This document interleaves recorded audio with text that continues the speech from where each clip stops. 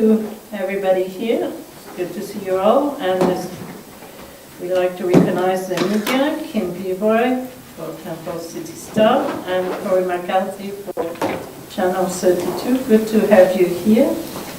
And before we call the meeting to order, we'll ask Councillor Peavoy to offer a word of prayer for us, please. Dear Father, we are grateful to Thee for our bounty, our honor and privilege of serving the people of this community, for looking over our community. We appreciate this warm weather as the snow melts. We appreciate the opportunity we have to make decisions to benefit the people of this town. We ask for the guidance of Thy Spirit as we do so. In the name of Jesus Christ, amen. Amen. Thank you for that prayer, Councillor. We'll call the meeting to order. It's a regular town council meeting of this day, the 26th of January 2016. And we have an agenda that will require an addition under 7D, a greater purchase. If you don't mind adding that. As you can see on your agenda, there is a delegation coming at 6 o'clock. So the intent would be to try to cover as much as the agenda as possible before that time. Okay? So I need a motion to accept the revised agenda. Councillor Tree? Yes. Okay, all right. Move to adopt the revised agenda. Okay, thank you. All in favor? Thank you. All right, so we have the minutes of January 22nd, 2016. As you could see, there was a memo sent to you all saying that we had minutes that had been revised. There were a couple of words missing there and a date missing that was fixed. That were fixed. The memo came this afternoon. Oh, okay. It didn't take a lot of you. We've updated your minutes. I didn't know if many of you would see it by then. So it has been uploaded, so right now what you have is a correct minutes. Okay, great. Okay. So any question regarding those minutes? I move to adopt. Okay, thank you, Councillor Peavoy. Any questions again? No? Seeing none, all in favor? Thank you, the minutes are adopted. All right. We'll go to 6B. We will deal with 6A after we have the public hearing. Okay. So we're going to deal with 6B. The bylaw 1648 borrowing bylaw. As you could see, we have tacitly received the approval of a significant grant to do disaster remediation on a creek, over $1 million, 1.2 or something like that. The problem is the complexity of the issue. Although we know we have that money coming to us, we don't have the money coming up front, but we have the government who asks that we start the work, pay for the work, send our bill for reimbursement, and then get that money back. Meanwhile, to be able to have that money, you need to have a line of credit. So that bylaw is to set up that line of credit. What citizens need to understand is that that money will be reimbursed by the government. It will not come out of taxpayers' money. The only thing that I do not know, Jeff, and maybe you can help me understand, because it's not dealt with in the bylaw, is the interest that we incur over the months regarding that money that we borrow. Who is going to pay for that? Is the government willing to reimburse that too? I would hope so. Well, in the absence right now of a grant agreement, I can't tell you that for certain, but it's our understanding that interest is an eligible expense on the project, yes. Right. Okay, so the difficulties that we have, because we do not have the government word in writing, we hesitate to start anything. So what we want to do is to approve this bylaw in principle on first reading and leave it at that point until we have further knowledge of what the government intends to do. And the problem is when they give us their approval, we need to get moving very quick and get the work started as fast as we can. Okay? So what I need is essentially, do you have questions? Is that clear? How Do much you is understand the purpose? how much is the grant that we've been told we're gonna get? I don't remember exactly. Well, the grant total is about 2.3.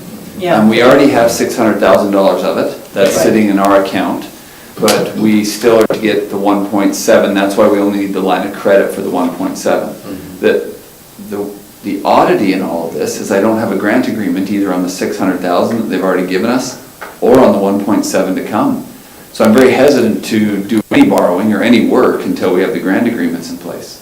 And there seems to be a little, what's the right word? A little confusion, I guess, about these grant agreements at the province, but certainly we don't want to proceed with any indebtedness and incur any expenses until the signed grant agreements from the minister are in place.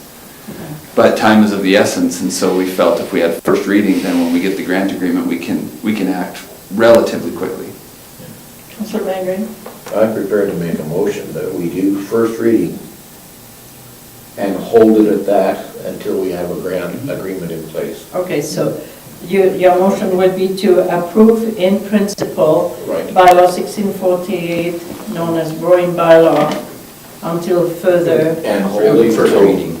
To do first reading. to do just first reading, Yeah. until further information from government.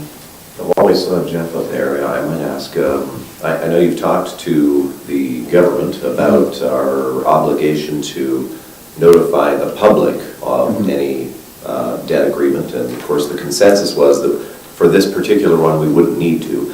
But as far as transparency, do you still feel we should move forward? And if we did, what would that look like? What kind of notice do we need to give? So that's why I put it in the background.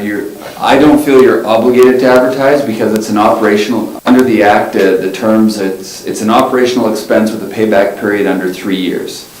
So under the Act, there's not a requirement to advertise them, and what you would do is hold a public hearing. So if this was a capital purchase over 3 years financing, you would hold a public hearing. Right. In this case, it's bridge financing.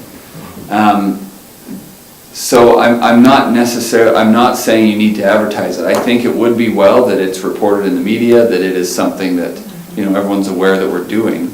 I'm just not sure of the need for a public hearing because at the end of the day, it really doesn't expose the town. If we have a grant agreement in place, it doesn't expose the town to any credit liability. So I think we're okay there, in my opinion. Yeah, I raised the same question with Jeff, and after reading the MGA carefully and really understanding the level of commitment from the citizens and from the town, I thought, the citizens will not have to dish out a cent. If we put a public hearing, they really would not understand why they're there because it's not going to cost them a cent. Yeah. But I really feel strongly that the transparency issue, which is very important to us, that will be respected by proper reporting in the media, on our social media, etc., so that people know what happened. But Mayor, at the same token, the motion is that we only approve First first reading. reading Right now. Correct, until the acceptance of a grant agreement. correct. So we're held by that motion. Absolutely, it's principle. The other thing, if I might, Mayor, that's just important if people are asking you, while it's a $1.7 million line of credit, we would probably never be into it more than $200,000 at a time. It would probably never be extended, because if we go right away and do, say, the bridge, we might be $250,000 into that, we send our expenses in, we get reimbursed, and then in the fall we do another section. I don't see us ever being really heavy into that line of credit. because of the timing of the reimbursements. Councillor We have $600,000+ already in. Yes. We could technically get started on the project using some of that money, right? If we have We to. could, except I have no grant agreement on that either. No, technically, we well- have money without a piece of paper. Are they gonna ask We have for it money. back? Well, You never I know. don't want to roll those dice, right? So, yes, I have $600,000, but there's nothing, no paperwork around it. The Have use you of it. sent them a request for it? Oh, of course, It yeah. has Just been waiting for Yeah. it. For your information, I think, Jeff, what you told me is that at this point, what has been dispersed is the engineering. Yeah, we have spent the engineering costs Okay. on everything, so we're about, I think, $70,000 we've dispersed. Right. Okay, so we have a motion on the table. Call the question, all in favor? Thank you very much. And All I right. can just say, kudos to Jeff for keeping us compliant on those reporting issues and notifying the public and things. I really like how thoroughly you investigated that on our behalf, so thank you. Thank You bet. you. Appreciate that, and I think Jeff has understood that we like transparency. Okay, let's go on the other business. Under 7A, update on 4th Avenue bus parking. As you remember,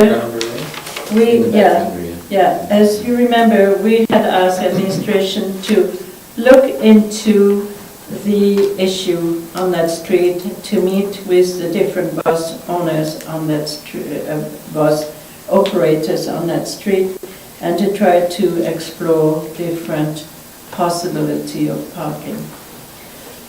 Jeff has done that, and essentially, Jeff, if you want to report on what Lloyd found, what it was really at the end of the day is that there is only one operator that is not a full-time operator. He is what you would call it, Spare. a spare. And the issue of finding parking on the front of the soccer, or the football, no, the soccer field, is that there's no plug-in in the winter. So that becomes a little bit more of an issue, because if you don't have a plug-in, the bus won't stop. And so I said to Jeff, there is another issue for me there, is all those cords that go over the sidewalks. There should be something for those people who operate anything of that sort from a cord. There should be a mat on the top, there should be a sign, there should be a cone, there should be something to let people know there is an obstacle. And we don't really have a bylaw that says such, do we? No, our bylaw would prohibit cords and hoses across the sidewalk. Right. So we have a little bit of an issue here. So if we allow them to be there, in the winter time they're going to be plugged.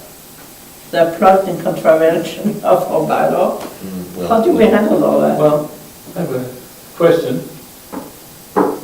The driver in question has a double paved driveway. Can he park the bus on his driveway? Plug in Yes, there? I guess he could if he wanted to. You know, and He's got his RV parked there. I may have to put there or somewhere. I don't know. So essentially, what administration needs to know is, do we want more teeth in that bylaw? Or do we want to carry on monitoring what's happening on that street and keep the status quo as it is? Or do you want to have a much more radical approach with no parking of anything on the streets? So that is yours to decide. If I may, Councillor Peavoy. the original concern that led us to look into this seems to have been, answered in the fact that we only have one remaining bus. Mhm. Our policy isn't to tackle everywhere there's a bus. So I feel like if we target this one for the sake of this issue, then in fairness, we need to address cords everywhere where these buses And might it be should having be. this problem. Mhm. And so, again, I don't know if we want to create a problem where there really isn't one, if nobody's really having any problems over that one cord, you know, I would hate to rattle a bee's nest, you know, sitting there happily. Yeah, I don't really think that the code is just for that. It would be, if there's a policy, it has to be for all, Sure. right? It has been exception for all. Well, and there's more than a few vehicles around town, just regular passenger vehicles that are parked on the street where somebody's plugging it in there. Technically, it's in violation of our bylaw, but it's not something that's been creating a whole bunch of problems. I would just as soon not start creating more problems. All right. Mayor, Yes, Councillor Bengry? on that same street, have we got complaints about a truck with a fifth wheel trailer hooked onto it? Because that's parked on the same street, and it's been there all year. Yeah, and you know, with the bylaw, the way we have it, you move it 10 centimeters legal for another 2 weeks. If that is a portion of the bylaw that is not appropriate, that's something we will have to tackle. And that could well be what we need to tackle. We had revisited that bylaw, maybe it needs to be revisited again. But maybe not at this time. Let's deal with this situation. And if you feel that that is something that needs to come back, let's bring back that bylaw and look at it. Would that work? Separate the two issues at this time. Yeah, there's a lot of, all up and down that street, there was cars, you know, I just drove by and there was lots of cars. Yeah. It seems like everybody parks out on the street. And it creates an issue because it creates a very narrow street. And maybe more than anything, that's the issue. Especially in the winter time. In the summer, maybe not. But in the winter, when you have a plow going through, it's very narrow.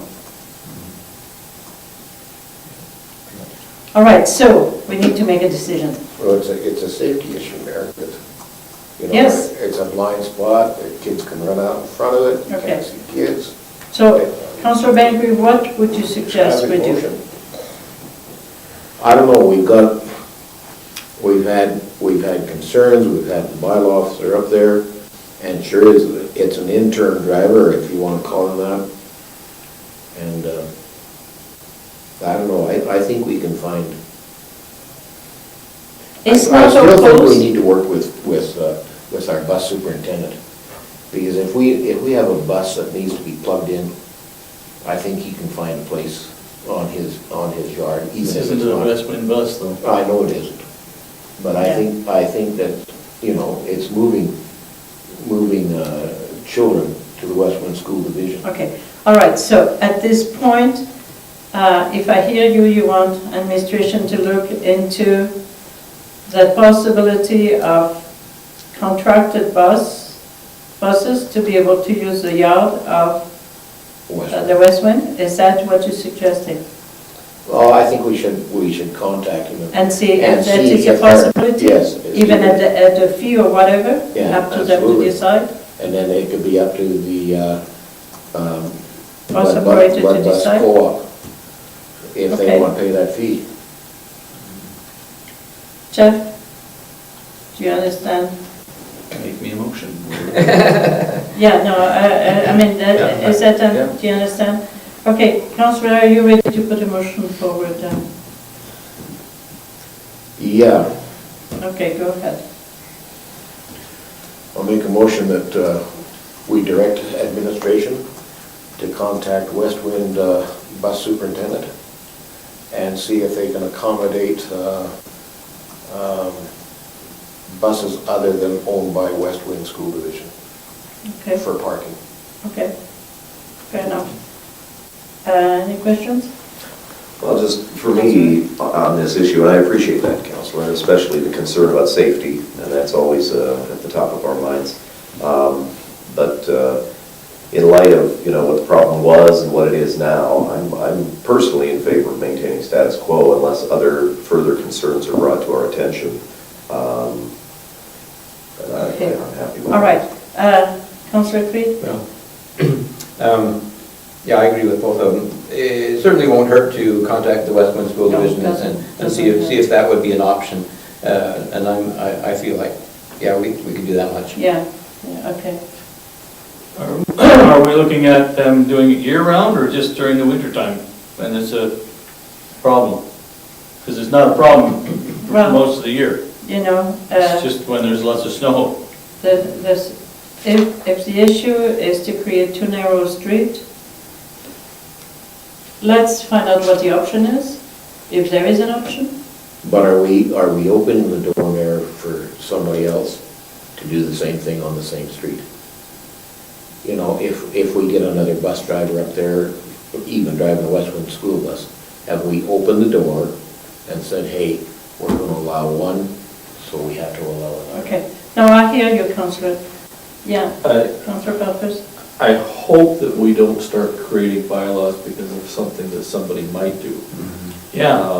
I mean, we could spend the next 10 years creating a whole bunch of bylaws because of the potential of somebody else coming in to do it. Where it's not a problem right now, I would just assume leave it as the status quo, and if it becomes a problem, then we'll need to deal with it more. I like your motion. I think it's always good to have conversation and see if that's an option, and it doesn't obligate anybody to do anything. Well, then, I'll withdraw my motion. No, you can keep it, No, Councillor. I'll withdraw my motion, and I'll put it in a suggestion that we ask administration. Councillor, keep your motion. If you remember, with the new way we do business, Okay, we need to direct through motion. right. So, Councillor Edmonds, what's your position? I'd leave it alone. Okay, all right. So personally, I do not feel that getting more information will hurt. It's an interesting suggestion, so I would support that motion. So, any other questions? Well, just to clarify, really, it's just a motion for a phone call. It's just to get more information. It's That's not all. forcing anybody to take It's any not action on obligating that. anything. No, That's it's right. not an obligation, it's to get more information. So, always a good Okay, thing. all right, so I'm going to call the question, all in favor? Okay, thank you, so that is good, and I appreciate your concern, Councillor. All right, let's move on. The SCP grant application, very good news. The two applications that had been presented for support to the county has been approved for support. Therefore, we now need two motions. One to support the SCP grant application for an economic development officer, and the other one for recycling enhancement. So let's start with the SCP grant application for economic development officer. The idea would be to have a person hired to look after the economic interest of the county and of the town as a full-time position under grant funding. So that is something good. We haven't had that happening in years. And that person will report to the Economic Development Committee, which Councillor Barfuss, you are part of. Okay, so we need a motion. Councillor Bengry? Mayor, before we Oh, I'm any sorry, motion you is want to made, put? I need to have some discussion. Years ago, did we not have an economic development officer, and nothing became of that position? Okay, there is, if you look at it, the last time we truly had a full-time position was in 2007? Or 2004? Before my time. 2004, maybe? Wasn't Anyways. that, Forsyth, Smith, wasn't it Randy Yeah. Smith? I really Yeah. think, Councillor, if Yeah, you... Randy Smith. Councillor, if you remember, when we did our share service review, that was one of the shared service that we had identified as a town to be a very important position to bring forward the economic development projects that are on a back burner right now. I think it's really important that we do have somebody in that position. There are a number of projects that we've been working on that are stalled simply because of a lack of resources in terms of people to move the projects ahead. So I see this as, especially if we can get an ACP grant to cover the cost of it, which is what this is really about, it's something that I feel strongly we need to get doing. And the county sees exactly the same thing. Exactly. They have couple projects that are there that need somebody to devote their full attention to them. Now, the ACP grant will cover this person's hiring for 1 year, 1 full year, after which after which. there will be a review as to the usefulness of that position. And if the county and the town feel that that position is valuable, they will then share the cost of that position. So this is a trial run sort of thing? It's a trial run, that won't cost us. And my question is, legally, once you've employed a person for 1 year, what's the ramifications of letting that person go if it does not work out? No, it's Contract a employee. contract for 1 year under a government grant. It's like an intern, same thing. I understand, the province may allow us to apply again for a second year, so. who knows? One thing important about this grant, ACP, before it was redone under this government, it was a 3-year program. Yes, it will. And now it is 1 year at a time, but you can reapply for the same project up to 3 times. So no guarantees, and like the mayor said, we would reevaluate with the county. The town had already budgeted to bring someone on half-time. And so if at the end of the year, one of the 2 parties didn't feel there was value there, we'd be free to go our own ways and do it how we felt we should, just internally. But this would give us, Councillor Bengry, a 1-year contract to see how it goes, with the option to reapply, for sure. What kind of money are we talking about here, Jeff? About 60. I need to look at the, I think $66,000 or something. it was a total grant, the total grant I think is about $100,000, because we had travel, we had Yeah. training, Yeah. hotels for when they're away, mileage, we had all those expenses that may be incurred. I want to say it was about Okay. $100,000 total. But the pure salary with benefit was about 66. I'd have to grab it quick. Yeah, Look. but for us, that was Oh, the the part of portion, the yeah. Okay, but anyways, that's what it is, all right? So do we need a motion to approve? Yeah, that? we need to approve that. I'll move that we make the ACP grant application for the Economic Development Officer. Okay, thank you very much. Any more questions? Seeing none, all in favor? Thank you. All right. Now, the recycling enhancement, Councillor Peavoy, that may be something that you may want to put a motion forward. As you can see, that is another project, and I want to thank Jeff for his astuteness and timeliness in realizing that that could be something the government would support, readily support. And we have here the possibility of finding a solution, small solution, but a solution nonetheless, to the recycling issues that we need to address to lower the amount of waste sent to our landfill, which, by the way, in 2020, the Lethbridge landfill will no longer accept any recyclable in there. 2020? 2020. They almost made it this year, but it didn't Yeah, pass, luckily. yeah. Anyways, Yeah, so but here we go. Recycling got defeated. That's Jeff? right. Just 1 second here. It's 5 to 4, 4 5. Something, we lost a few items in translation. The dollars aren't in these, and they were What's this? earlier That's today. what I was looking at them. That's what I was. So let me tell you what the recycling dollars are, because they were in there when we uploaded the tables, and now I don't see it Yeah, I online. don't see them either. So, after our IMDP meeting, there was a webinar from the province on the ACP grant, and they were talking about how they score the grant. So it's on a scoring system. And Murray came down and sat in with me on that. And after the meeting, I just kept thinking, man, the recycling would really score well. And I just finished meeting with the Handicap Association about some of their challenges and what they needed. So what the grant is dollar-wise, it's a $300,000 grant. And it has 3 recycling trailers that would be in the county that they could rotate through their landfills in the county and then bring that into the recycling center here for processing. It has 4 hydraulic dumpsters that could go to our transfer station for specific different recycling materials. And then it would be a $200,000 addition and refurb on the recycling building that would add a drop-off center, like a covered, the vision I have is a bit of a covered drop-off center where we don't have the trailer there anymore, but you pull up to the building and you just through the wall put your metals, your glass, and inside the building are large tubs on casters. And so the capacity increases dramatically.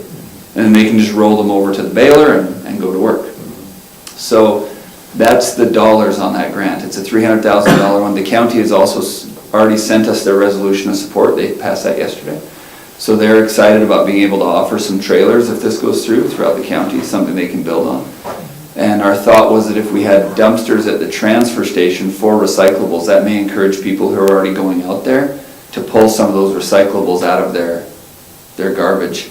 Now remember, the predominant amount of people taking their garbage there are county and blood reserve residents, so it helps us capture a little more of that county and blood reserve recyclables at the transfer station. So I apologize the dollars weren't on there. We tweaked that just this morning so that they were there. Yeah. And well, then yeah, it's something's funny with it, but that's the dollar, $300,000 for that grant. Okay, all right, so. Yeah, I'd be happy to Make a present that motion to send off this second grant application, ACP grant application. Okay, thank you. So any other questions? Well, Councillor? yeah, it's just, I don't know, if this is just on my low, but on page 4, there's kind of an incomplete paragraph. I don't know if that was missing in the... Jeff, did you see that? I had mentioned that in my notes. There's a chunk of a sentence that is incomplete. Yeah, right at the top of that top box on page 4. Okay. Yeah. There's something weird that happens in these It just carries over PDFs to with page 3. fields Yeah. that the province sends us. They do not save well because you submit them online. Right. Like you fill them out and submit them right there. We've had a real weird issue trying to show them to you when they're filled out. So yes, I'll absolutely take a note and make sure that that's correct. Well, did you have a chance to look at all the one? So that's one of them, Yeah, that is, yeah. if you look at it. Okay. There were a bunch of typos, but anyway, I sent all that to Jim. Mayor, I've been watching this recycling thing, City of Lethbridge, really close, because I'm there every day. And they've got 2 beautiful areas for recycling, one on the west side and one on the north side. And they're fantastic areas. But as it came up in council yesterday afternoon and they voted on recycling, curbside recycling, Voted down. they voted it down 4-3, No, 5-4. or was it 5-4? Whatever, it was voted down. But the information came out also that they have these recycling centers and nobody's really, 20%. the populace of Lethbridge are not using them. 20%. That's what's Only at 20% are using them. 20%, yeah. And we're in an aged community now. I'm wondering who's going to be using a depot such as this. Well, Well, you know, the younger generation, I'm sure will, but like I said, we've got an aged community, and you're going to see all the people that recycle always out at our landfill site. Okay. I mean, they move their garbage back and forth, they don't wait. Can- And it's the same group of people. yeah, and I hear you, but if you read the article a little bit more carefully, it tells you that the reason why people are not using in Lethbridge is because of distance to the centers, because there is only 2 left. And so that is what, it's not that the people are not willing, it's that the collection points are too far from their home. We don't have that distance issue here. Jeff, do you want to add something to it? Just an interesting number. I was quizzing, I talked to Wade from McGrath. They do a blue box curbside pickup. Their handicap association does that. So I was curious about the uptake on it for kind of reasons you're suggesting. Was it popular? They only have 20 subscribers Yeah. to a blue bin. Once you have to pay for it out of pocket, your participation rate goes And right down to the essentially, bottom. that was the story of Lethbridge. Yeah. The councillor wrote it down essentially because it would have added $5.50 Yeah. to their garbage bill every month. And I felt that without an option to opt out, people who recycle will recycle no matter what, and people who don't want to will be mad every month. Because they have to pay. Right. But also, there is an issue of their landfills. And that was very, very much known. And we have an issue with our landfill. This is why we You need know, that. Councillor Barfuss has brought this to the table all the time. And our public is aware that we're having an issue with our Are landfill. they? Maybe not enough. Well, I think they are. We need to make them more and more aware. We do, but is it gonna change their attitude? It will never- have to. It never did in the city of Lethbridge. But it will have to when your price for garbage skyrocket because you can no longer use that landfill. I suspect people are aware of it, but don't understand the financial aspect of it. And I'm sure we're gonna hear as often from Councillor Peavoy as you did for me about the issue that it's expensive for us not to do recycling. And at some point, we're gonna have to make a decision on how we pay for it, whether you either pay for it by going over and getting an approval status, or you pay for it on your pickup and ban recyclables from going in there. And that's the direction that we're gonna have to go, one of the two And ways. if you go the way of a commission, it's a lot of money. Yep. If you go the way of education, trying to reduce that amount is doable. Because we only need to deal with about 3,000 tons per year. 2,000 right now might become 3,000 in time to come. But we need to get our act together before 2020. Jeff, do you want to add anything? No. All right, so we have a motion on the table. Councillor Bart's got a question. Just with that, perhaps we should be looking at some kind of a education campaign that we've got 4 years to get this problem fixed, because when that 4 years is up, we have a really big problem. if we don't fix it. I totally agree with you, and I always said, in BC, the way they start education was at the kindergarten level. The authority used to come and teach about recycling at that age. It's never too early, and I think sooner or later we need to partner with Westland Division and try to get that message from the kid, because we found out that when the kids are aware, the parents are much more educated and willing to do something about it. Well, the kids educate the parents. Yeah. Well, that kind of coax them to do better. Okay? So essentially, that's where we're at. So I agree with you on this one, and I think if we're successful with that initiative, we will have to correlate that with education. If we're not successful, we will have to do, regardless, an education bet on that. Okay? So we should vote. All in favor? Thank you. Madam Mayor, on that as Please, well, go ahead. I think it might be appropriate, in light of our relationship, intermunicipal relationship with the county, to maybe draft a brief letter of thanks for accepting both of those ACP Yeah. grants. I think that would be fine. Thank you.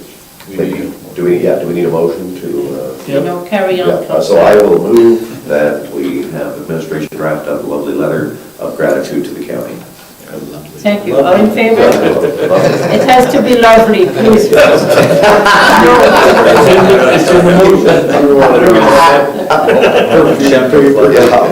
I'll amend my motion. Lovely. Okay, all right. Shem, I know you're a good editor. Just a quick question, is the land use bylaw going to be broadcast? It should The public be. hearing? The public hearing? Yeah. Sure, it should be. Thank you. All right, on the 7C, market surveillance report, that, as you know, is regarding the electrical, and we need to approve that report every time it comes. Councillor I'll Edmonds. move we approve the market surveillance report dated January 26, 2016. Thank you. All in favor? As you could see, there is no movement. Okay, there is no financial report. The committee reports. Grader, we added. 70. Oh, 70s, sorry. Jeff, maybe you want to address this issue because it's a little bit of a tricky financial burden that we might have to take. Yeah, this just came up with the exchange rate. We've run into some potential major increases in equipment. That we have budgeted a grader this year to purchase a grader. So there's two things that have happened. I just want to kind of run by council and make sure we're all on the same page. You'll remember me saying that we were going to hold off on purchasing the grader until we saw the MSI money in the bank, because you just never know what's happening. So what's happened is Bart came to me and said he has a potential purchaser for the old grader.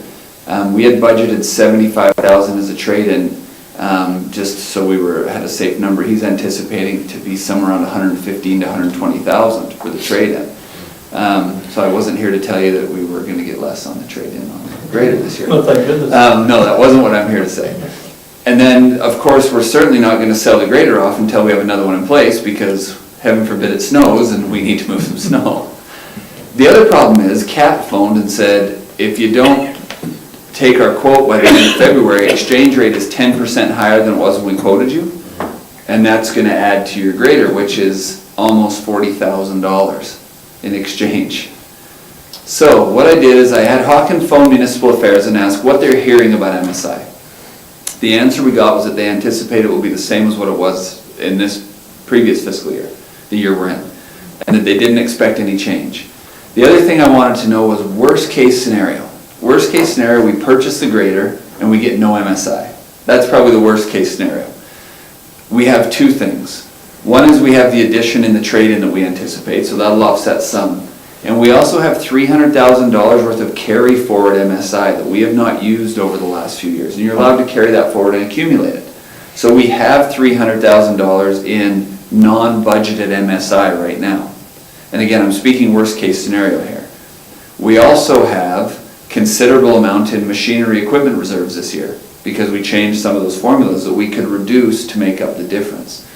So all in all, I think we would be able to, we'd be okay. I'm not crazy about using up our MSI, and that's worst case scenario.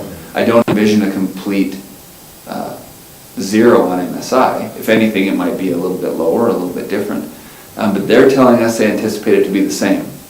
So my thought is, for the sake of not having to spend an additional $40,000, that I'm relatively comfortable rolling those dice and giving a purchase order on the grader, premature to the provincial budget. But I wanted you to be aware of it and even maybe formally support that, so that if something goes really sideways with MSI, we'll be coming with a request for decision to utilize all of our carry forward MSI. And also probably a small amount of our machinery reserve we would tweak.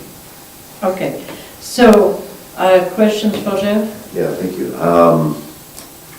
Let's say worst case scenario, and we get nothing, and we've used this money to buy the grader, because I'm personally disposed to just go ahead and buy it.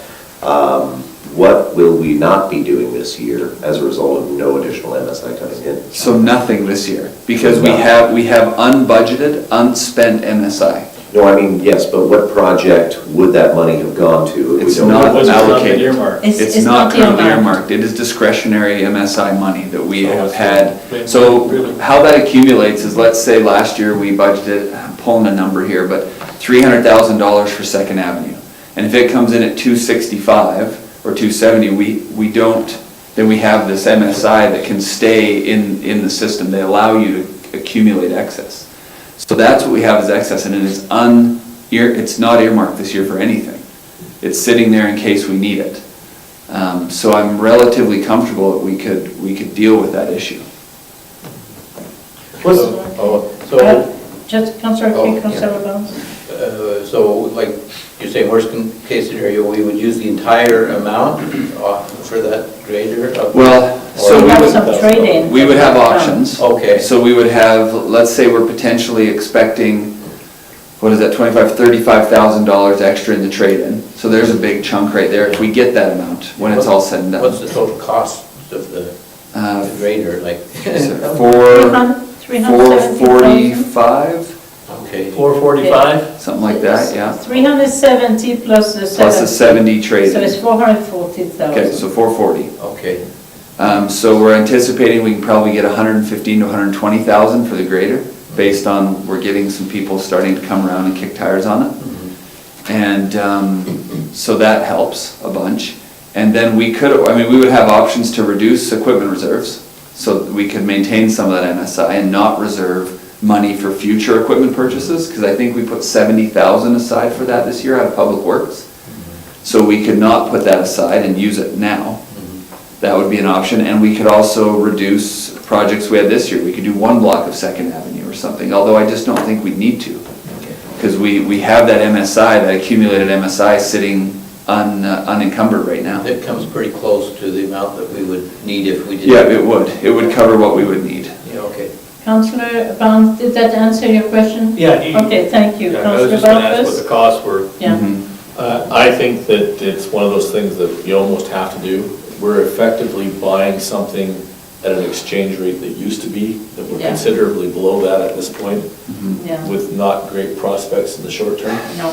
Okay, hold on a second. Councillor Bengry. This is a cat, Yeah, I believe so. it's not a John Deere. I believe it's coming from Case in Lethbridge, so I think that's CAT.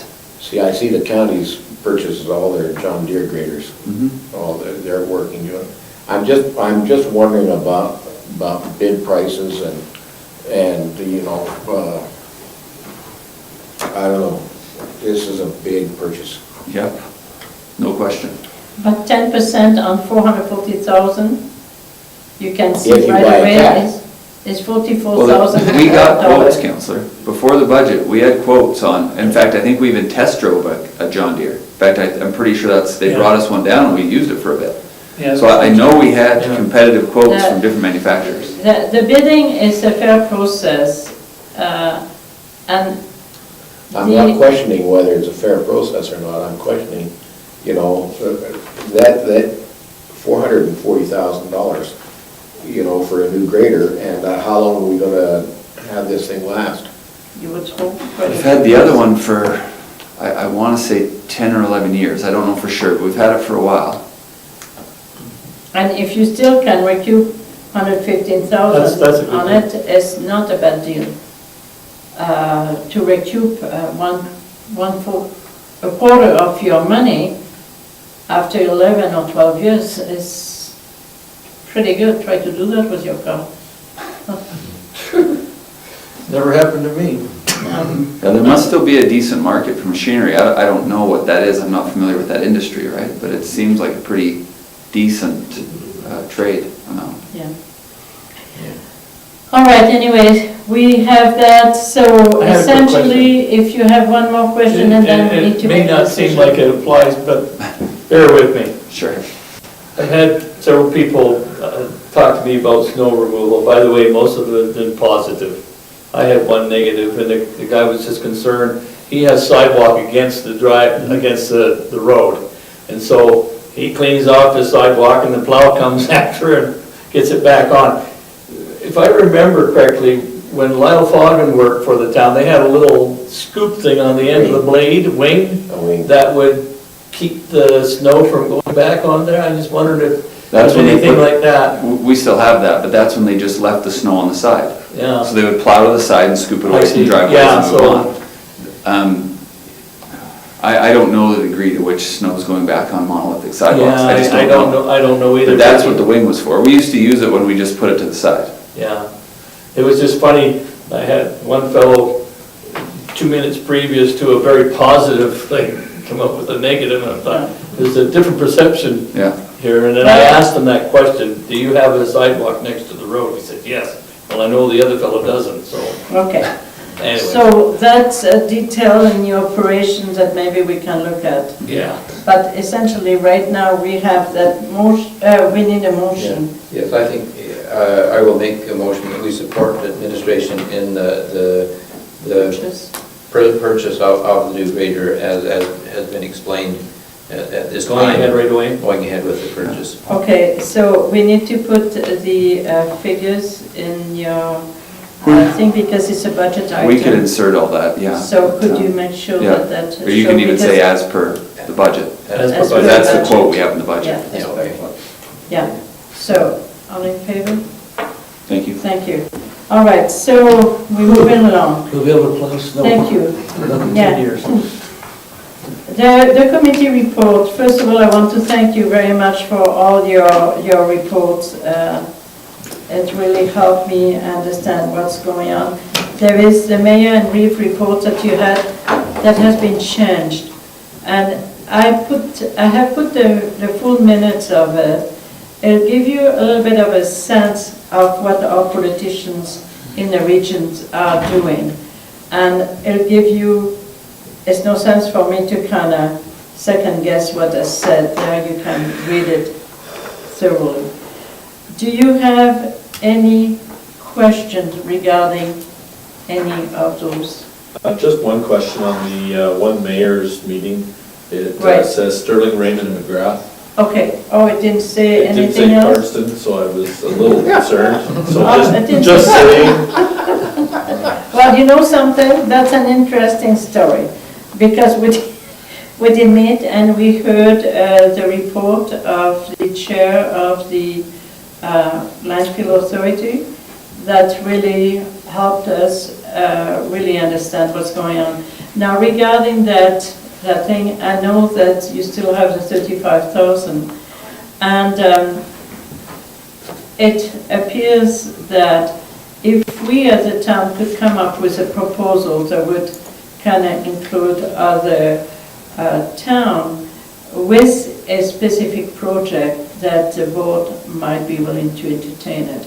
So we'll try to do that. I spoke to Jeff about that. my only question on that is 35,000 over a couple of communities isn't very much money. No, but you know, it can start a program of something.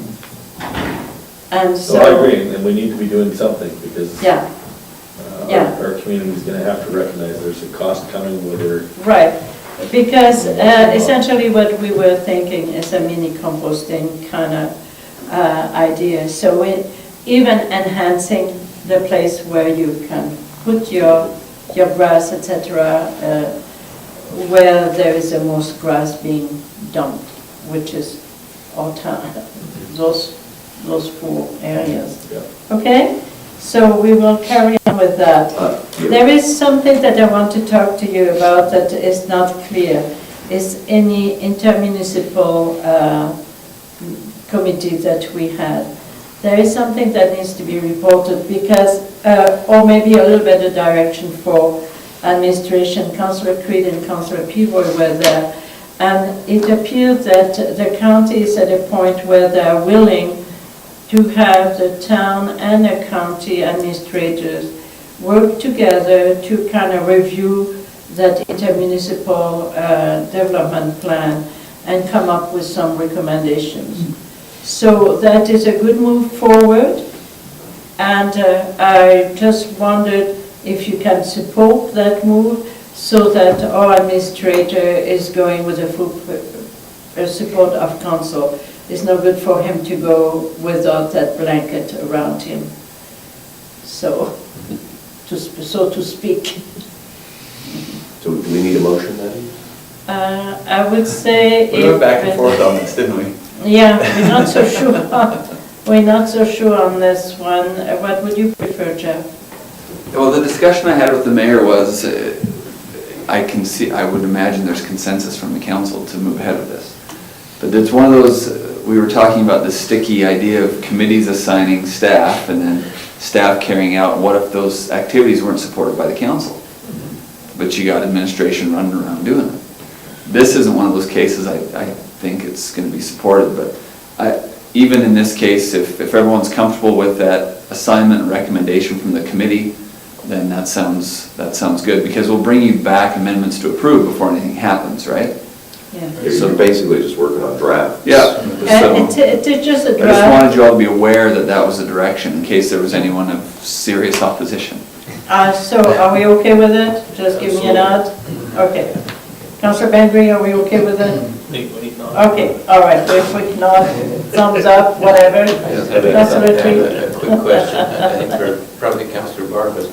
It seems like in the previous council meeting, you said, our collegiate committee is called a meeting, and so I was hoping to see something there, but I didn't see anything. Especially because he told us there was something in the Something is Thunder coming Fire. up. Well, I didn't know what it was, what it was. I don't even know how to, Don't make up anything. it's the reason why there's not a report in there.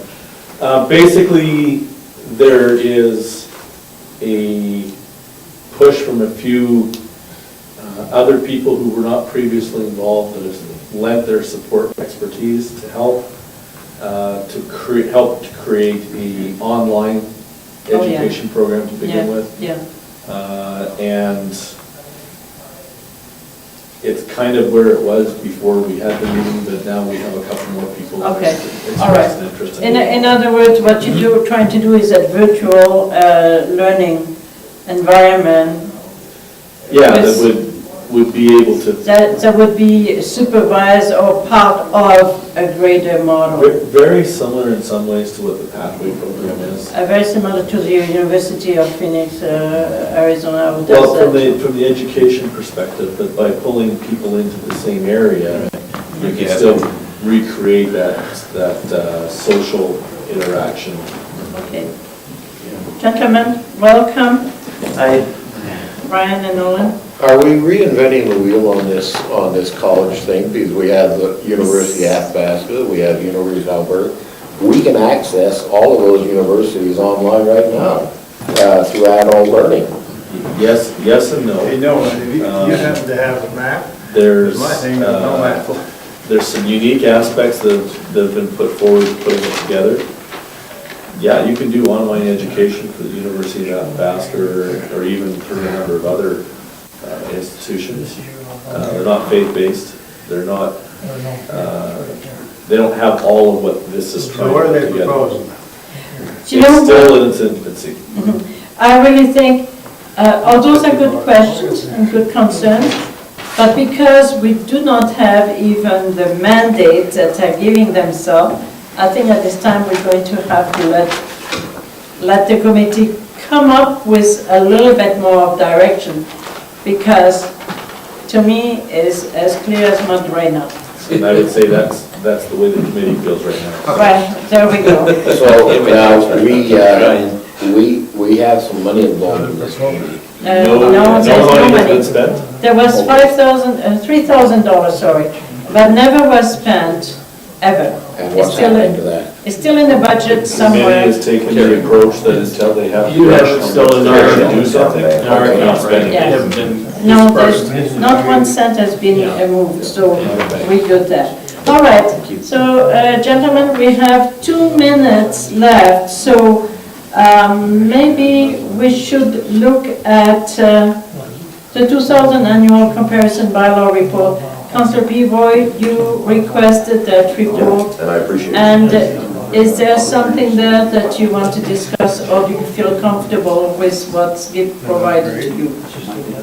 I think it's quite good. Yeah, I'm Yeah. comfortable with the report. Right, I'd like to see next year's and then maybe, yeah, okay. Do you want to see the trends? we'll wait And one more fair year enough. before we Okay. rattle that cage. All right, okay. And, yeah, no pun intended, right? All right, and 9C, we probably can deal with that, a CWA management report. As you could see, they are moving forward. They had different meeting with their board, and they're kind enough to provide us with their updates. When we deal with 9B, the comparison bylaw report, are we not going to discuss that this Saturday morning in our planning session? Okay, It'll be part of the report. that's the comparison as numbers, it's a data Right. flow. But it's- we could deal with that on Saturday morning. There is something regarding the bylaws officer inside You there. talk to him about it. So you're right, okay? So I think at this point, gentlemen, we will, I'll move that we go to the public hearing. thank you. So we will, All in favor? all in favor? Yes, thank you. Welcome to all of you who are here to see what's happening with our land use bylaw. And we will first of all hear Norman and From Brian Brian. from us. Brian will speak first. I have handouts in there. And after this is done, if in the gallery you have some questions that need answered, we will be glad to entertain your questions. Sorry, I cannot see you.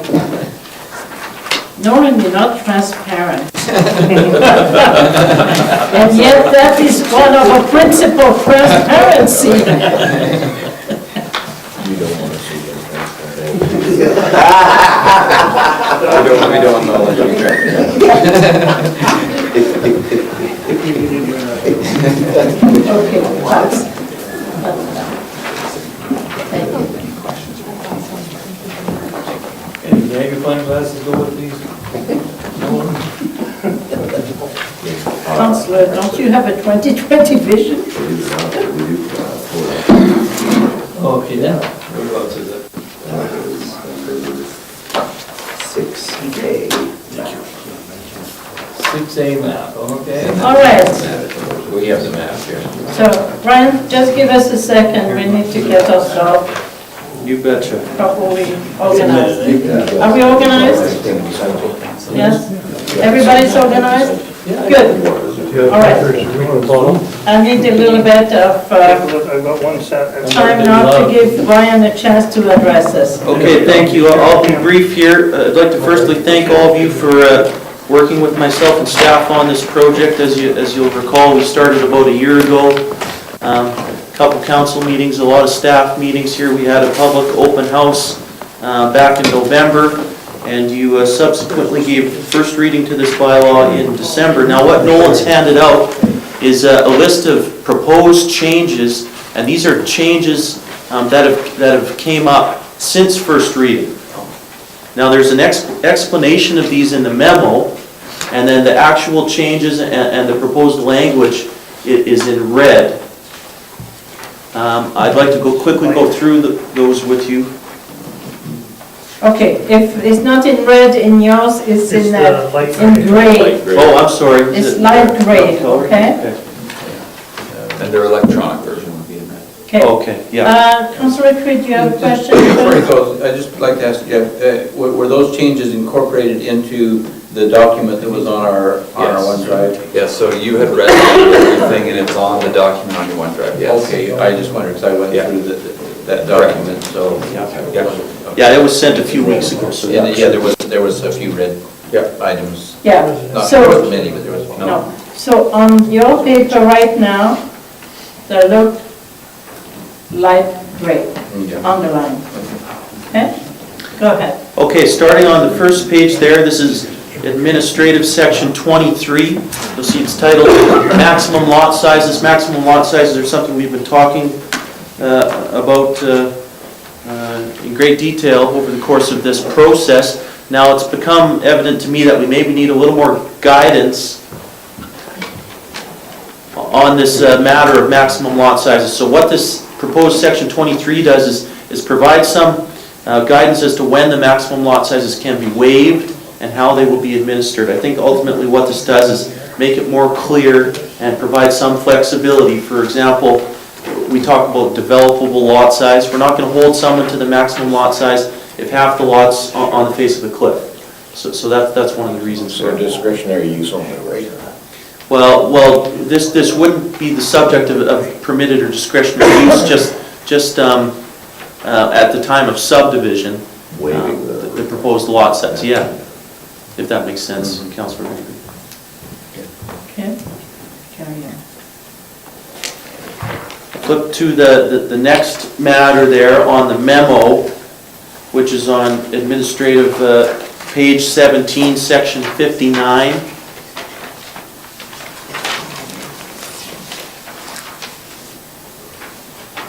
Just a quick question before we move on. So we're getting rid of penalties altogether back there at 25? No, that's just moved, yeah, sorry, that's just to make this thing more, because the penalty section, I think, was actually mistakenly listed twice.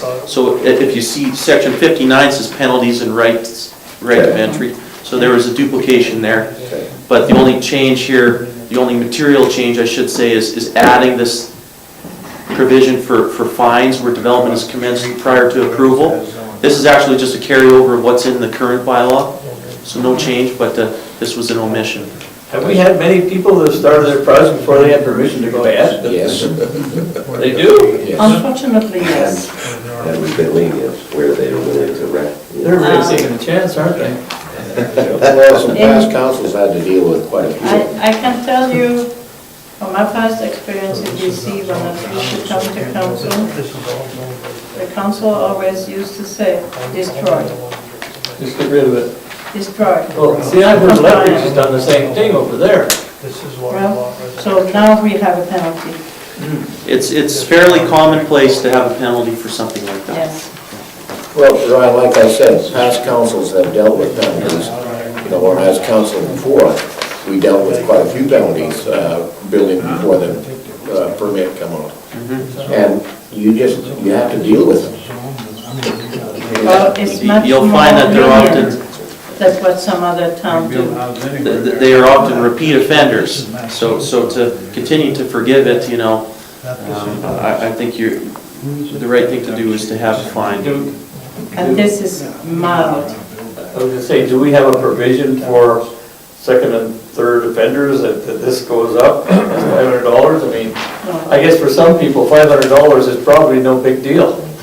You know, when you're talking $1 million project or a $500,000 project, I mean, that's nothing. Yeah, there's none drafted here, but I would say that it's probably not necessary because we can go through the stop order process. Ultimately, they're going to have to rectify what they did. Okay. Hopefully, the $500 fine is enough of a deterrent so that they don't do it again. But they're still going to be the subject of enforcement. Nolan, do you want to add something to that? We've only had to do the fine a couple of times because they wouldn't, I guess, do what we wanted in the first place. So once we gave them the fine, then they smartened up and came around. And we can put a stop order on after or all that kind of stuff too, so. Okay, thank you. So there's some provisions. All right, Councillor Bengry? I want to make a statement here that has sat in the back of my mind for several years. We find an individual that's $500. And what it was is he put a deck on his home, and an existing home that he bought. In the original plans, it showed a deck in the exact area that he built this deck. But he still got fined the $500 for not having this building permit. But in the original plans, it showed a deck in the exact place Yeah. where this deck was built. And to Councillor, me, I felt really bad about issuing a $500 fine for yeah. that. Well, Councillor, is, or you respect the law or you don't. Well- Essentially, it's not that he could not have a deck. It's not the point. The point is, he's obligated to have a permit to build a deck. It's not the fact But that the he could permit have was a issued deck. on the original design of that home and the original building of that home. That's when the permit was issued. So, I don't think we question can is, solve are that. they transferable, I guess? Well, yeah, I'd like to know. Maybe to what that's extent something we- for Ryan we find and a Nolan person. to decide on that one. Perhaps you want to insert some discretion in there, and as opposed to saying a penalty of 500 will be charged, you could say may be charged. And, you know, then you can Yeah. use some discretion if you want to levy the fine, if you don't. And that would preclude, you know, maybe Okay. someone that didn't willfully, you know, that they thought they were doing the right thing. I think a discretionary element might not be bad. Okay, Yeah. council, how do you feel about that? Let's deal with that right away. Do you want a discretion? Yes, yes. Okay, so Absolutely. can you correct and put a may there instead of a shall? So this one is fixed, thank you. I think if we have more changes in mind, Madam Chair, it'd be better to discuss them after the public hearing. Oh, Just make okay, note of them. thank you. But if you can make a I will, note of that yeah. one. Moving forward there, and the next item on your memo, the third one from the top, a couple of changes proposed to the R1 district. You'll see on the right column there, under discretionary uses MPC, single detached manufactured, and then in parentheses, existing as of the passing of this bylaw. What a provision like this does, and we've used this in other parts, other districts, is allows existing manufactured homes to do additions, to have sheds built on the property, and things like that. So we're not allowing for new manufactured homes in the R1 district, but we are allowing people that currently, where there's one currently on the lot, you know, we're not going to try and bully the use out of there, if that makes sense. And manufactured homes in the current plan, in the proposed plan would be where? Everywhere that's specific to manufactured homes only, or can you also have them in R2, 3? X1. Well, what's drafted here is only allowing manufactured homes in the R2 Right. districts. Okay. Yeah.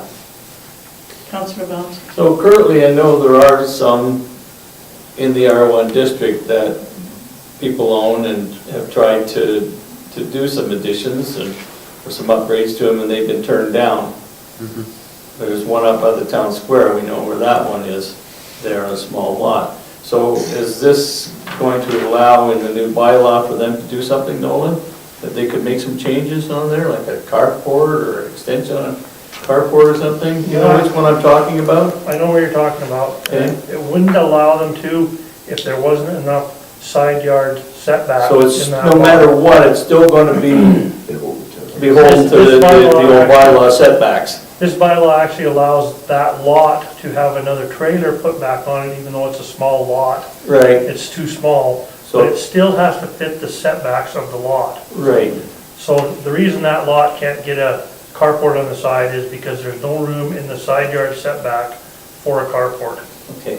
But you're saying that they could move a new mobile on They there? could do something on that lot, even though it's too small of a lot. Yeah. It doesn't fit any of our lot sizes, it's an Okay. extremely small lot. Councillor Bengry? So we're saying that they could take an older decrepit No. trailer, pull it out of there, and replace it with a newer model, Yeah. a more upgraded model. That's the next one down. No, not, this first matter that we're talking about right now pertains to the whole R1 district. And for all the R1 areas, except for a few areas, and this is the second matter we're going to get to, you can update an you can apply to update an existing manufactured, you can add a shed, but you can't add a new manufactured home. But you can replace. Even if you're replacing the old one, you can't have a No. new one? Well, okay, you got me confused, Ryan, because that was the question I was asking. I thought Nolan just said you could take that old one out and replace it with a... No one's talking about, we've singled out a few areas where where that type of development would be appropriate. So maybe well, I guess maybe just to back up a bit, so we're clear about this use matter. If a use is not listed in the district, it's prohibited. And the Act says that where there's a non-conforming use on a property, no additional buildings can be constructed on the property, no additions to that building can also be constructed. So the thinking is if you make something a non-conforming use, you've essentially sterilized that property. Now the thinking is over time, it's going to change and an allowable use will move in. That's the sort of the philosophy behind non-conforming use. So by listing this single detached manufactured and then just saying for existing ones, not new ones, then it allows them to continue to use the property meaningfully. So you cannot move in a new manufactured home in an R1 area, except for just a few particular areas that are listed towards the bottom of this same page. So maybe I can continue here and hopefully make better sense of this. No one would like to Oh, say The something. areas that we're gonna allow them back in are the one areas that we are zoning from mobile home to R1. So they have a lot of mobile homes in them, they were zoned that. We're gonna change it to R1 zoning, but we're gonna allow them to replace a home with the same type if it's better, and the MPC feels it's better, As long as it fits the setbacks. as long as it fits in the setbacks. Yeah. Councillor So, up in the mobile home park up there's a house being put up there, Right, the one lot there. Yes, That's the So change. that now is allowable. that had to go through MPC to be put in there. it was changed. It was The a zoning. discretionary use to that zone. Okay. The 2 blocks to the north of that will now be allowed, it'll just be, you can give them a permit for it, it'll be allowed in those blocks. If they want to replace a mobile home back in a newer one, they will have to go to MPC and ask them to. Okay. So it's kind of switched the way it was. So, another question, sorry to take up so much time here, but, being a realtor, I have lots of questions when it comes to this type of thing. There is another lot up there, one of your relatives used to have a big lot, she had a house on one end, but the east side of that lot is in the mobile home area, but it's big enough for a home. It's now being, that area has been zoned, is wanting to be zoned to R1. Yeah. Okay, so, And that's the area where if they want to put a mobile home back in and MPC says it's okay, yeah, they They can. could, yeah. But they could stick build a brand new they home could in put a there home in there too, without custom going building, to MPC, they could just come get a permit or an RTM. or an RTM. Right. Up to her house there now? No. So that's why we've got these particular legal Right. descriptions, Yeah. use Yeah. regulation Well, for that's- just these specific areas. Okay. Because that Good. lot's been in limbo for years. And it's gonna allow for a slower transition for this area. Yeah. Yeah, so that was the thought there. Okay, Brian, you want to carry on? Yes, thank you. The next bullet there on the memo, under the R3 district, is simply just inputting the legal description for the Creekworks subdivision, which has now been registered in the last few weeks. So before first reading, we didn't have the legal description, we're just putting that in there. I'd also add that I have spoke with Mr. Atkins at length about these provisions. He is aware of them, he was aware of the public hearing, he didn't submit anything. He expressed that he didn't have concerns about these provisions to me verbally. Okay. Thank you. The last matter that's written on the memo here is just an addition of one definition.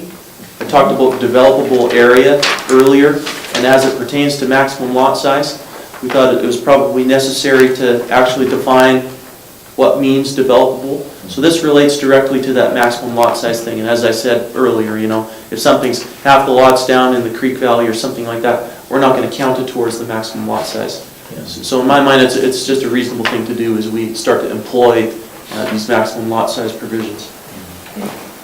So that's the end of this memo list. There are 2 other matters I want to bring up.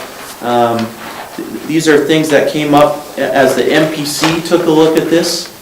And I'm going to try and direct you to the right place here. It's in Schedule 9. It's not in the brief It's not in the brief. printout Okay. there, so you're going to have to defer to your... It's in here.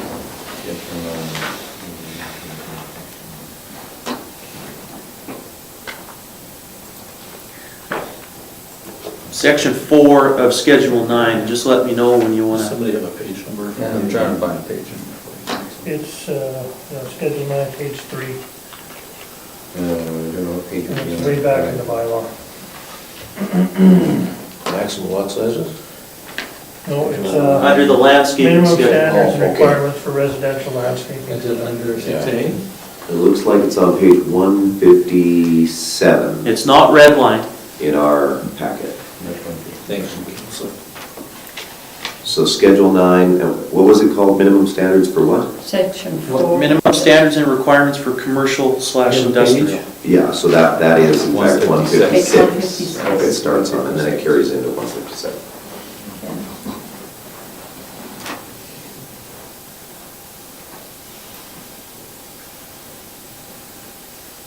Are you there, councillors?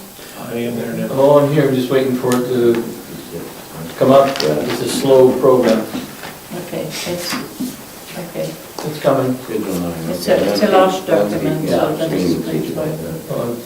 Starts on 155. Okay, Brian, you want to go ahead? Yes, the MPC has expressed some concern about minimum landscaping requirements for commercial and industrial lands. I wasn't at this meeting, but what I understand the concerns to be are that these requirements could possibly be onerous on developers. I wrote this bylaw, as you know. My opinion is that these requirements are not overly onerous. I think someone that's ready to commit to the development of a commercial or industrial property is not going to walk away over a matter of landscaping the 10% of the site. Especially, given that we're not going to require a specific type of landscaping. We've got suggestions for landscaping that are right above there in section 12. We talk vegetation, trees, shrub, lawns, mulch, rock, whatever. The impetus for this is that, we're looking for people to make that investment in their property. It can be maintenance free, trying to be flexible, but I do think that there is value in these landscaping provisions. The MPC, as I indicated, did have some concerns. No one might better be able to echo the MPC's concerns. Okay. I think their concerns were just about places like the Schaefer's up on the other end where they're a construction company, they're not building very often. They don't feel that they should have to mow a lawn in the front or things like that. So when Ryan and I kind of discussed it, we were talking about at the discretion of the development officer or the development authority on what they should do and where they would have to put it and that type of stuff. And we thought that possibly it wouldn't be that bad if we didn't force them to have like lawns, and lots of areas don't even have curb and gutters or streets, so I mean, what can they actually do there, right? Yeah, but doesn't that fall under the unsightly premises? If they keep it up really nice and they keep the gravel there clear and, free from weeds and all that kind of stuff, then we wouldn't have an unsightly premises, but we'd hopefully we could get them to plant a few trees or something like that. Councillor Green? It talks about like xeriscaping is acceptable as landscaping as well, which means low maintenance or, so that should be, if they want to put gravel or like say plant a tree, which doesn't require a lot of attention, that would still meet the requirements, right? I don't think that beautification is a bad thing, no matter where you are, business or properties, something enhance the town. It's not a bad thing, it's pleasant to the eye.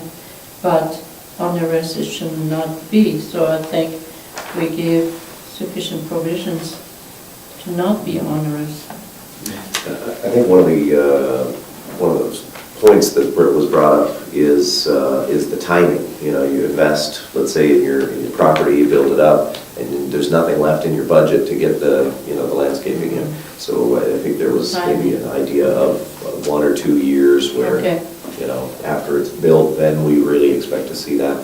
I don't see that reflected here yet, unless I'm missing something. Is there a little bit of a leeway? Or, as you said, hey, if you're willing to go to the investment to get this in, include that little 10% of landscaping and make it look nice. I think that was the idea. Yeah, I don't have something specifically here that talks about it could be installed over, 2-3 years, but that's something that the MPC could impose as a condition of development permit. That is something you want to keep for further discussion, okay? Yeah, I think that was the intention of revisiting that one. So. Yeah. Okay, so you want to carry on? Question, just so it's clear in my mind here. If we're going to have these minimum standards, I don't want to start getting into an area where there's gonna be a whole bunch of exceptions to the rule. Because everybody can justify an exception, right? Yeah. And, gosh, 10% is not a big deal. I think sometimes, perhaps in our community, it's been over a period of years, we haven't had this. This is something relatively new that's coming down the pipeline, and the government wants every area to kind of come up with a standard that every community is looking nice. And I don't think there's anything wrong with that at all. And so I think we got to be careful about exceptions to the rule. And I guess that's, at the MPC level, that's where we'll have to deal with some of these things too, because they better have a good justification for not wanting to do anything. If we're going to adopt these new land use bylaws, we can't be making exceptions all over the place. Thank you. Any other comments? Councillor Bengry? I have nothing wrong with zero-scaping, unless it spills over onto the town sidewalks or onto the streets. And you see a lot of that kind of stuff happening. Somebody will fill their yard with gravel and it'll spill out over the sidewalk and then becomes a safety feature. You know, I think there needs to be a little bit more teeth in your zero-scaping, where you can build up some kind of a retainer situation where your gravel and whatever you're going to use in there stays on the property. I think it's a little bit like snow removal, right? You're obligated to remove the snow Yeah, for safety, absolutely. you're obligated to remove your rocks for the same reason. Yeah. You want to carry on? The other matter that the MPC expressed a concern on was something that I think council may have talked about at least a little bit here, and that's on the next page under section 5, sub 2, which is a minimum requirement of 1 tree for new residential areas. Me personally, this was just a thought to see, you know, is this something we want to go with?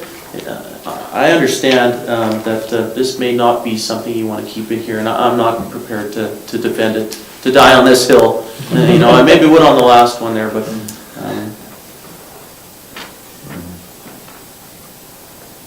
Okay, so that is something we need to have further discussion on afterwards. Yeah, that's all the suggested changes that staff has. Again, I'd like to thank you guys for your time. I think this is a great document.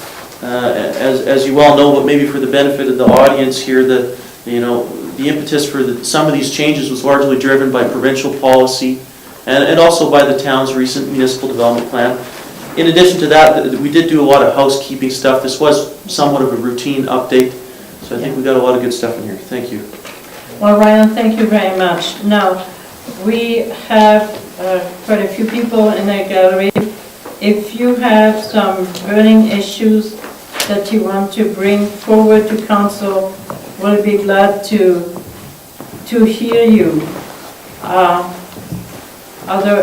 Otherwise, councillors, if you have yourself questions, further questions, no questions from the gallery, you're way too kind, and thank you for coming. We appreciate that.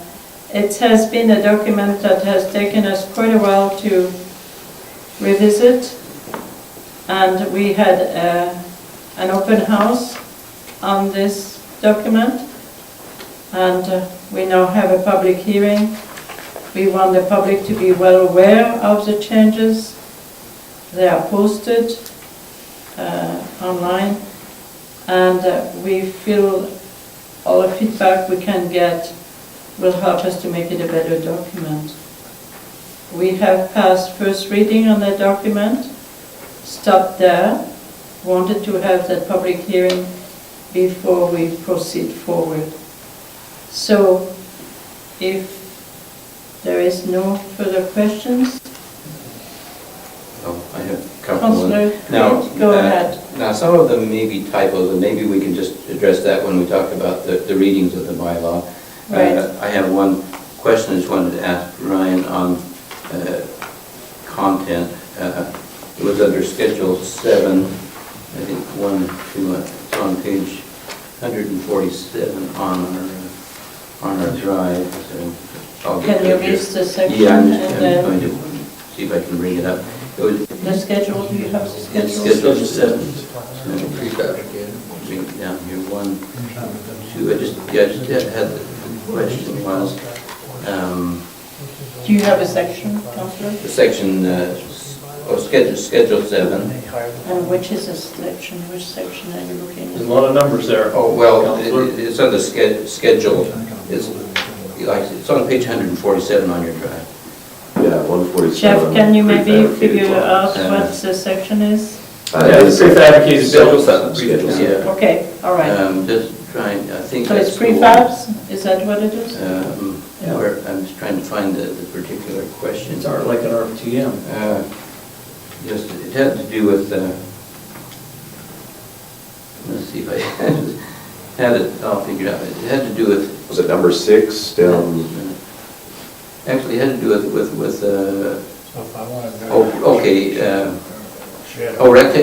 number 2, with number 2 under there. Prefabricated dwellings located in any land use district other than the R2C or R2S shall not be a rectangular shape or any other style similar to single detached manufactured dwelling. I just had a question on that. I mean, most houses are basically rectangular, and except for sometimes where there's a garage attached, there's a jut out. So I just had the question on what you meant on that particular requirement. That it shall not be a rectangular shape. But You mean a long narrow like a mobile? well, I know you don't want it to look like a mobile home, I guess, but I just, I had a question on what the meaning was on that one. Yeah, that was I wanted to add that because, especially because the terminology used on these prefab, manufactured, modular, it's inconsistent. It's consistently inconsistent. So people, when you say one thing, they say, oh, prefab, yeah, I got one of those. So to try and be very clear, I was thinking, it's not the long and narrow, what you're calling mobile right now, what I'm referring to in the bylaw is manufactured. It's not just the long 70-footers. So that was the reason for that provision. Reading it again, maybe it needs a little tweak there, I'm not sure, but that was the reason behind it. Well, Yeah, I'm sure you had something in mind, I just, but, Yeah. rectangular is, anything that's, longer than it is wide, or even square is kind of rectangular, and a lot of houses are kind of in that, If I may, Ballpark. just while we're jotting down maybe proposed changes, just removing the word "or other style." So then what it would say shall not be of a rectangular shape similar to a typical. Does that make sense? So just drop those 3 words in the middle and it fits what you're Then it trying to say. makes more sense. Yeah, okay, thank you. Anything else, Councillor? Just a couple of things that may be interesting in the bylaw.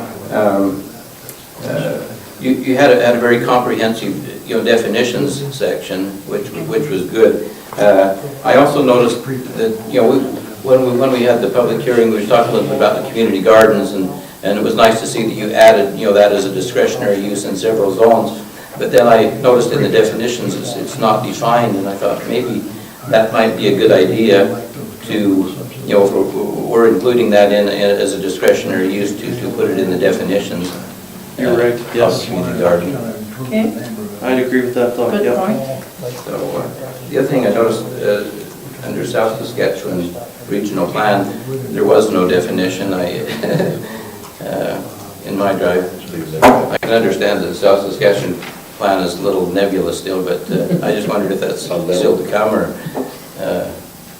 Well, the framework is there, Yeah. the policies are not there But yet. it's like under the definition. Well, we could add a definition, just say, it's a plan prepared pursuant to the Alberta Land Stewardship Act, we'll just say something like that. Yeah, you had it in definitions, but then there was no definition there, so I just wondered if that was... Oh, I had it in the index, and then there was no actual, is that what That's- the? Yeah, you showed it, but there was no actual definition on it. So that might be, Provincial plan. yeah, something to do.